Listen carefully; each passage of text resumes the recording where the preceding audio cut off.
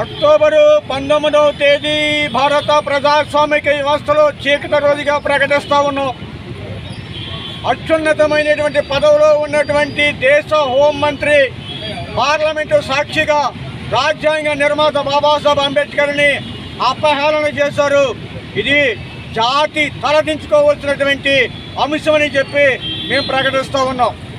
ఇవాళ అతని నోరిని అదుపులో పెట్టాల్సినటువంటి దేశ ప్రధాని మోడీ గారు అతనికి బుద్ధి చెప్పకపోగా ఈ కేసుని, ఈ అంశాన్ని తప్పుదారి పట్టించడం కోసం ఆయన వేరే మాట్లాడుతూ ఉన్నారు.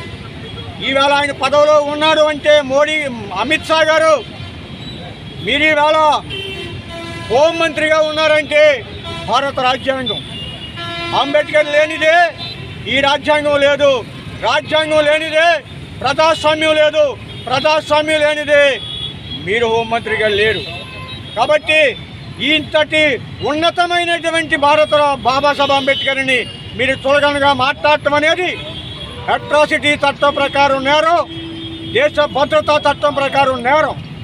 అమ్మా ముర్ము గారు, రాష్ట్రపతి గారు, మీ చేతిలో అధికారం ఉంది. ఈ దేశ రాజ్యాంగ నిర్మాతని అవమానించే వాళ్ళని మీరు చూస్తూ ఊరుకుంటారా? దయచేసి మీ చేతిలో ఉన్నటువంటి ఆర్టికల్ 75 క్లాజ్ 2 ప్రకారం ఈ అమిత్ షాని హోంమంత్రి నుండి తప్పించండి, బర్తరఫ్ చేయండి. ఈ 2-3 రోజులుగా పార్లమెంట్లో జరిగిన ఘటనలకు సంబంధించి ఢిల్లీలో పార్లమెంట్ స్ట్రీట్ పోలీస్ స్టేషన్లో 4-5 కేసులు నమోదైనవి. కానీ అసలు విషయం మీద కేసు నమోదు కాలేదు. అయ్యా పార్లమెంట్ స్ట్రీట్ పోలీస్ అధికారులారా, పార్లమెంటులో జాతిని అవమానిస్తూ మాట్లాడినటువంటి హోమ్ మినిస్టర్ మీద అట్రాసిటీ చట్టం 31R-25A సెక్షన్ ప్రకారం అమిత్ షా మీద కేసు నమోదు చేయమని చెప్పి మీ ద్వారా డిమాండ్ చేస్తూ ఉన్నాం.